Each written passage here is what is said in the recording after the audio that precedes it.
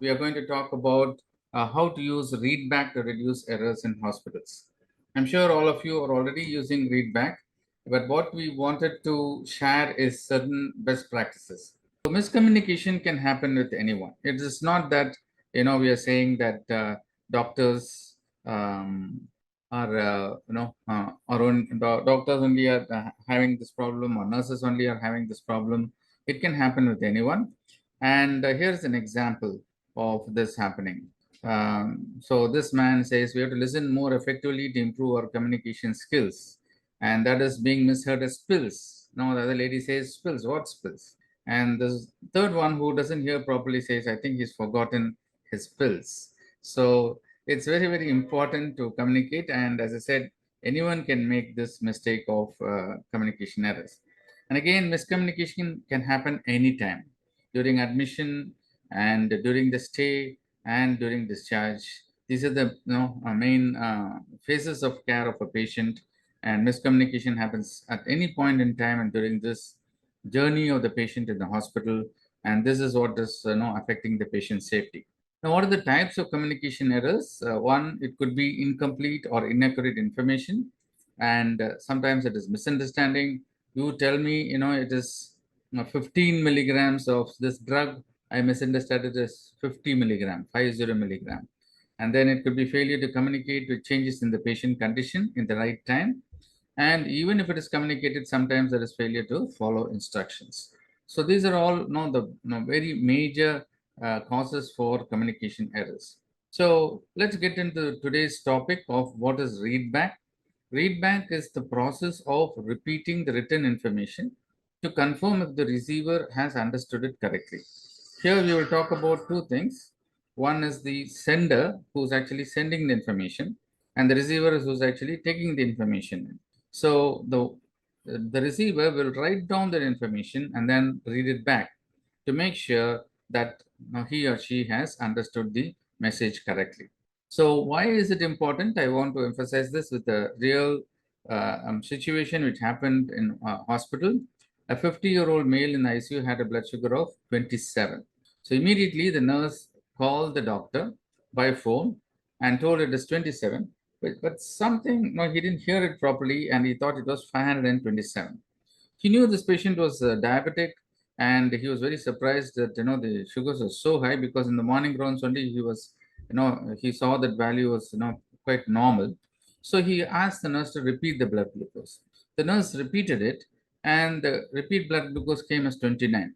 Instead of telling this value, the nurse said to the doctor, it is the same, because 27, 29, not much of difference. So he says, the doctor, it is the same value. That's what she said. So what would have happened? So the doctor then gave a telephone order for insulin instead of an order for 25% dextrose.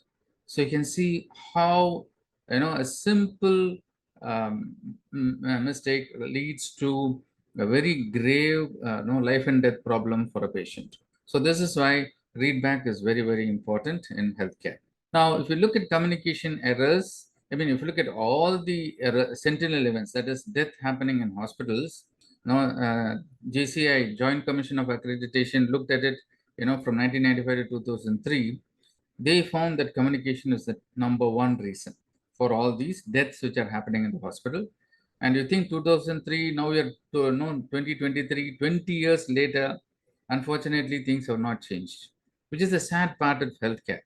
We are still not learn from the lessons, and we are trying to correct ourselves. Still, the communication errors are a major cause of sentinel events in hospitals, and of these, miscommunication form majority of the problems. Now, before getting into actual readback, I want you to know the difference between two terms we use interchangeably. So one is repeat back and other is read back. Many times it is used interchangeably, but these are two different things. So it's very, very important to understand this difference. So repeat back is listening to an order and repeating it back verbally. So that is repeat back. So it is only verbally or orally repeating the information which is here. And where do we use it? We use it in critical situations and very emergency situations. For example, in CPR, So we say in CPR, load the adrenaline or load noradrenaline, and you repeat back. The nurse repeats back saying, no, noradrenaline loaded. There is no writing which takes place. So similarly, in surgical timeout, the surgeon is operating, and in the timeout, they ask me questions saying, what type of surgery is it? Is it clean, contaminated? What is the patient's name? Which side? What is the surgery? And I just repeat back the information which is, I have to tell. So this is a repeat back. So where you listen and repeat back, so that is repeat back. Whereas read back has got three components. So you listen to what the sender is saying, and you then write it down, and then you read out aloud what you have written. That is read back. Okay, if you are not writing it, if you just take the phone and then the doctor says some orders and you just repeat it back, then it is repeat back. You have not done read back. So that means, so now whenever you're doing auditing, you have to make sure that when the person takes down the order, they have the case sheet with them, and in the right place, the order is written down and then read back. So that is why it is called read back. So please know the difference. So we are talking about read back today, which means three components: listening, writing it down, and then reading aloud what you have written it down. So that is read back. So, and it is usually done for telephone orders and for lab values, right? So what is the read back process? The order is given, then you listen to it, you write it down, and then you read it aloud, and there should be confirmation of read back. So it's very, very important on the responsibility of the sender to say, yes, that is correct. And only if you say that is correct, the process is completed. Okay, so that is the read back process. What happens if the process is not completed? If the if something is the person says is wrong, or the read back process there is some mistake which is happening, then the sender will say no. That means there is no confirmation of read back, and the whole process is repeated again. So you've got to tell the information, you've got to listen carefully, write it down, and then read it back till the sender confirms, yes, it is right.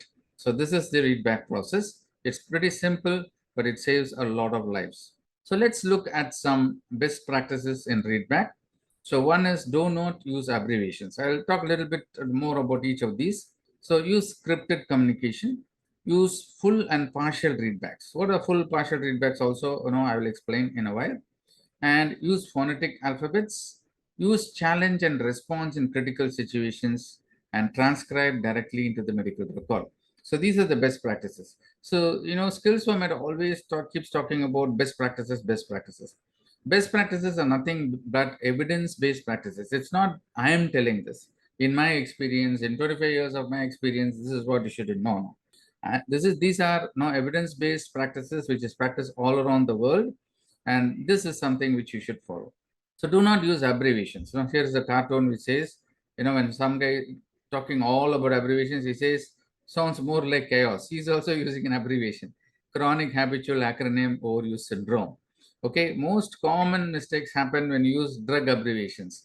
Now give HCT or MTX, for hydrocortisone methotrexate, or MgSO4 for magnesium sulfate.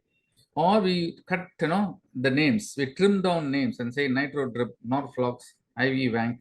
So this also causes confusion. And as I said, 15 numbers, that is 15, 13, all this can be confused with 50 or 30, and therefore you should be careful about things. So as much as possible, don't use abbreviations and teen numbers. Explain the teen numbers.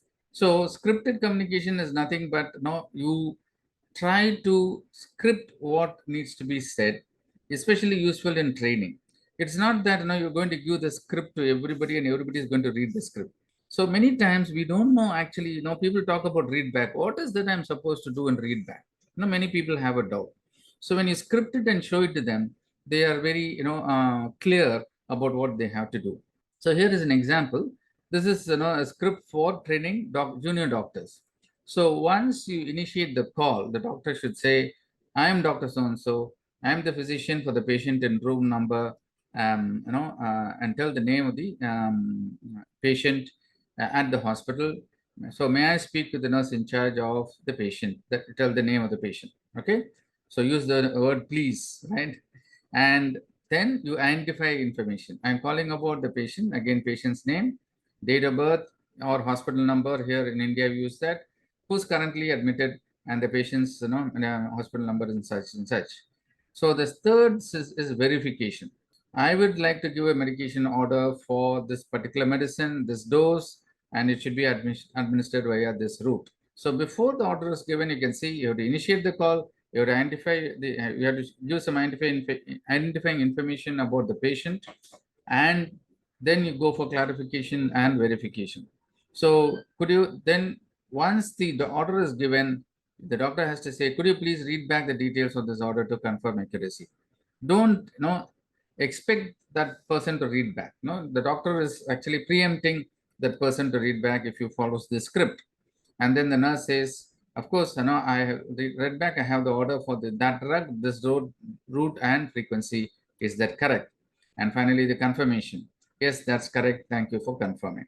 So this is an example of script for readback, and you can actually use this for training. As I said, it is not something which you sort of have it like in front of you and keep reading it. So once people are know what is the flow, then they will start using the script in a very broad sense. Now, what is full and partial readback? Many times it is necessary to read back exactly what has been told. So, for example, this is very, narcotic is very, very important. So, it says when the doctor says, please administer 10 milligrams of morphine intravenously, the nurse should use a full readback.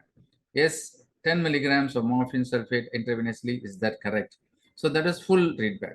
But many times you may not need to do that. For example, a radiologist calls the doctor and says, chest x-ray, no signs of consolidation of pleural effusion. The doctor will say, no consolidation of pleural effusion. I understood. Thank you so much. Okay, so you don't need to read again the whole sentence all over again. Okay, so this is something which again will help people to adopt read back, because people also get tired saying, why is that I have to read back everything? So many times they can do partial readback, but make sure all the important information is there in the partial readback. Now, phonetic alphabet is something which the air traffic controllers use. Many times you would have seen when you're buying air tickets, you would have seen this thing: Alpha, Bravo, Charlie, Delta. So this is done because you don't want to confuse the alphabets. For example, somebody in a pilot who is landing on a runway in a new airport, he has to exit in exit E2. So if he says E2, he may think it's D2 or something else. So you say echo 2, they will definitely understand. So this came into being in airline industry, but this could also be used in healthcare. So patient names, medication name, sound alike drugs. When you use sound alike drugs, you can use these phonetic alphabet. It reduces the miscommunication of similar sounding letters and words. And if you have a standardized approach of how you're going to tell the alphabets, then it is it reduces the risk. But there is one example I read that in a particular hospital they're using this phonetic alphabet, and they had a ward E2. So the announcer, instead of saying the word E2, he said there is a cardiac arrest in Echo 2. And the whole CPR team went to the Echo department instead of ward E2. Okay, so you have to be careful. It's not that you have to use the same NATO phonetic alphabet. So you have to replace that echo with some other E word so that it doesn't. Similarly, X is X-ray. So these are all, the words which are very common in medicine in a hospital. So make sure that we adapt this phonetic alphabet to hospitals and then use it. So here is an example. Doctor's asking, what is the patient name? The nurse says Katyayani. It's a very sort of difficult and odd name. So he says, sorry, can you spell it out? And here the nurse can use the phonetic alphabet saying Katyayani, K for kilo, alpha, tango, hotel, Yankee. So the doctor will immediately note it down because if you are in the habit of phonetic alphabet, then you don't need to say K for kilo, A for alpha. That's what you usually say, K for Kathmandu, A for Assam, T for Tripura, like that we will say. Okay, but these are not standardized, so that also could be misunderstood. So better to use a standardized phonetic alphabet. So the next is challenge and response. So challenge and response as a read back is more repeat back. It's used in high stress and critical situations. So this is again something similar to closed loop communication. So in the surgical safety checklist, I am asked, can you confirm the patient's identity? And I will respond saying the patient's name is so and so. So this is called challenge and response. Similarly, in CPR, prepare to administer shock. So the person charges the defibrillator and says ready to shock. So challenge and response in CPR. And the most important challenge we have to do for everybody is, did you perform hand hygiene? And make sure they respond saying, yes, I did. Okay. So that's something which, you can do. And also in blood transfusion, when you do two-person clarification, one person challenges the other person saying, what is the identity? What is the blood group? What is the RH? So then the other person responds. So this is called the challenge and response. And finally, I told you most important is to transcribe directly to the medical record. Have the correct page of the medical record open, have a pen ready, transcribe directly into the medical record, and then read it out. That is when it becomes read back. Okay. Don't put it on a scrap of paper. Usually put it on you just take the tissue from the hand near the wash basin, write it there, or you write it in the palm of the hand, and and you you forget to, and you wash your hands. So these sort of practices should not be done. Okay, so let's look at a video now to see how to take the correct way to do the telephone order. 6 South, this is Mike. Hi, Mike. This is Dr. Tate. Are you the nurse taking care of patient in 68? Sorry about that. 6 South, this is Mike. Hi, Mike. This is Dr. Tate. Are you the nurse taking care of patient in 68? Yes, Claire Smith. Yeah, her blood sugars have been running high, and I wanted to start her on some Novolog insulin. Okay. Well, then for just a minute, let me get the orders out. Okay.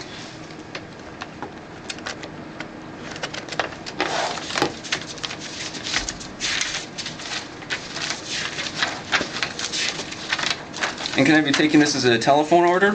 Yep, that's fine. Okay. Go ahead and give Novolog 5 units, QID, AC, and HS. Okay, that was Novolin? Nope, actually not Novolin. I want Novolog. Okay, could you spell that for me? Okay. It's Novolog.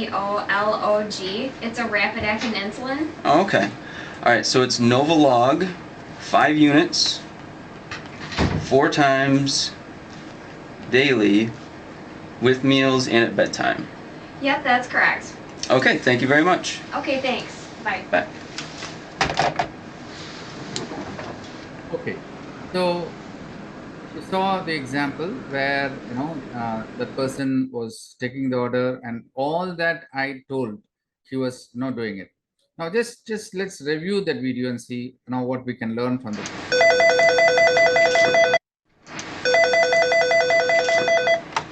6 South, this is Mike. Hi, Mike. This is Dr. Tate. Are you the nurse taking care of patient in 68? Yes, Claire Smith. So doctor says room number, nurse is confirming the patient's name. Yeah, her blood sugars have been running high, and I wanted to start her on some Novolog insulin. Okay. Well, then for just a minute, let me get the orders out. Okay. So he says how he takes the patient to the right page and finally that's all. And can I be taking this as a telephone order? Yep, that's fine. Okay. Go ahead and give Novolog 5 units, QID, AC, and HS. So doctor is using abbreviations again. Okay, this can be misinterpreted. Okay, that was Novolin? Nope, actually not Novolin. I want Novolog. Okay, could you spell that for me? Okay. It's Novolog. It's a rapid-acting insulin. So error is avoided by read back. Nurse confirms by asking the doctor to spell it. Okay. All right, so it's Novolog, 5 units, 4 times daily, with meals and at bedtime.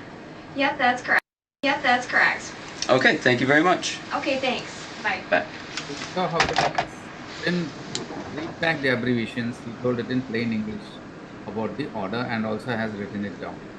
Okay, so there's a lot of lessons we can learn from this video. I hope it was useful for you.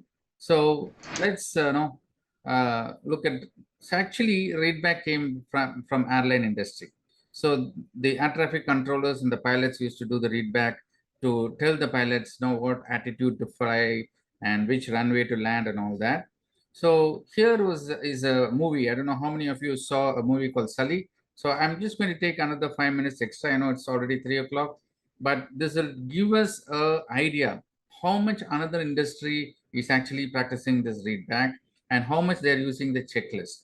Okay, this, if you don't know about the movie, this is about an airplane which encounters a bird strike. Soon after taking off, birds hit the aircraft and both the engines fail.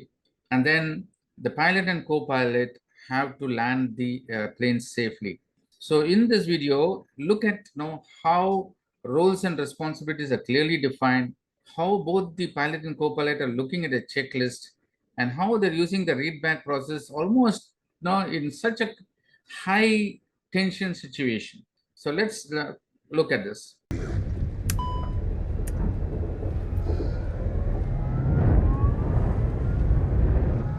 My aircraft. Your aircraft.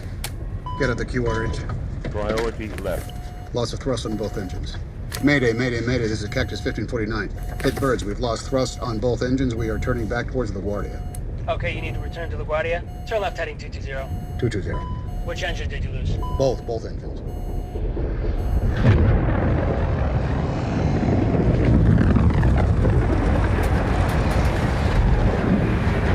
If you remaining engine mode selector ignition. Ignition. Ignition. Thrust levers confirm idle. Idle. Airspeed optimum relay 300 knots. We don't have that. No, we don't. Cactus 1549, if we can get it for you, do you want to try to land runway 13? We are unable. We may end up in the Hudson. Emergency electrical power, emergency generator not online. Online. ATC notified squawk 7700. Distress message transmit, we did that. Cactus 1549, it's going to be left traffic, runway 31. Unable. Okay, what do you need to land? Wind shear. Back one off, then on.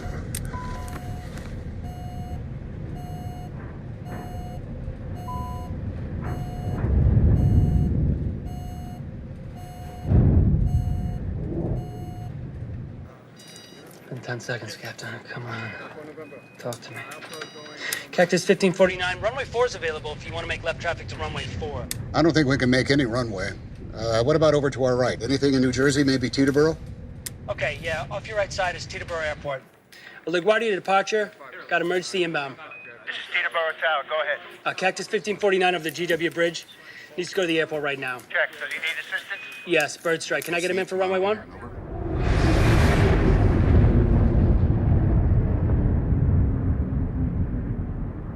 Cactus 1549, you want to try and go to Teterboro? Obstacle. Obstacle,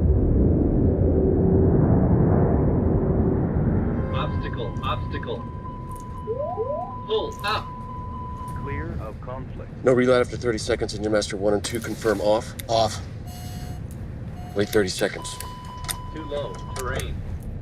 Too low, terrain. Too low, terrain. Too low, terrain.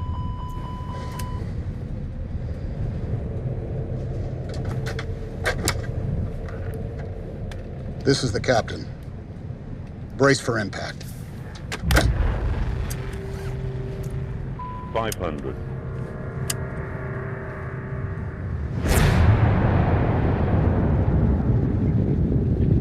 Cactus 1549, turn right 280. You can land runway 1 Teterboro. We can't make it.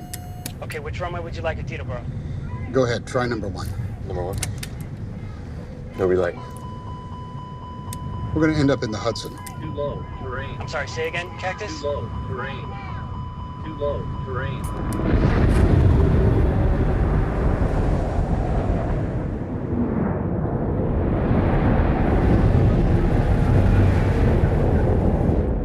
All right, let's put the flaps out. Put the flaps out. Flaps out. Cactus 1549, radar contact lost. You also got Newark off you at 2 o'clock in about 7 miles. Got flaps out. 250 feet in the air. Pull up.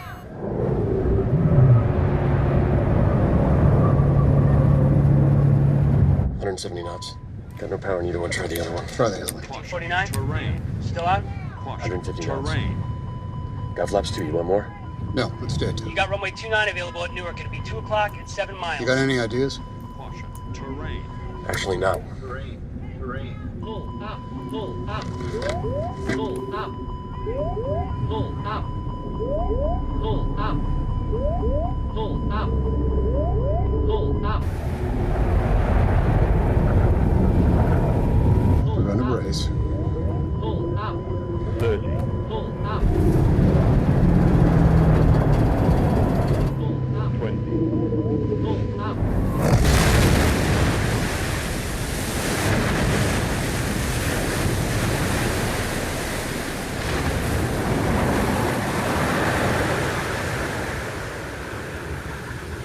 Yeah, I hope it was interesting. So basically, you could see how till the end they used the checklist and how they, the captain was saying it is my aircraft, and immediately the responsibility is given to him. But even in the end, he was asking, "Do you have any other ideas?" It was not like do as I say. So here's an example, and see how the readback was used by them in spite of such a high crisis situation. So if you want to see more of the movie, you can go and see that, but we don't have time for that. I wanted to share with you how this is being used in other industries. Okay, so implementing readback is again the same thing. You review your SOP on phone communication, go back and review it, authorize who can accept revocable orders, outline when and how readback should occur, and create standardized scripts and templates for phone communication, whichever is commonly happening, like medication orders. You can start with that, and don't authorize people who are very junior who just come into the hospital. So it should be clear who can take verbal orders and who can tell verbal orders also. Training is important, as we saw even in the poll, it's lacking. Documentation is very, very important. You should write it as a telephone order, write the orders and make sure within 24 hours it is validated by the whoever gave that order. And when there is a phone communication, encourage people to ask questions to make clarify, not to say yes sir, yes sir, yes sir for everything. Encourage promote that culture so that people ask questions and clarify. And finally, supervise the whole process. Now I told you the difference between repeat back and read back. Is read back actually happening? Are people actually reading from the written order, or is it just being repeat back? Look into that very carefully. And finally, learn from mistakes. Very, very important. So whenever there is a problem happening because of lack of readback, incident reporting is very important, and we should learn from our mistakes. So with as a summary, so repeat back is listening actively and repeating it back verbally. Read back has a in-between process where you have to write it down, read it back, and get confirmation. So please make sure that we follow that. And that brings me to the end of this session. Thank you again for your attention.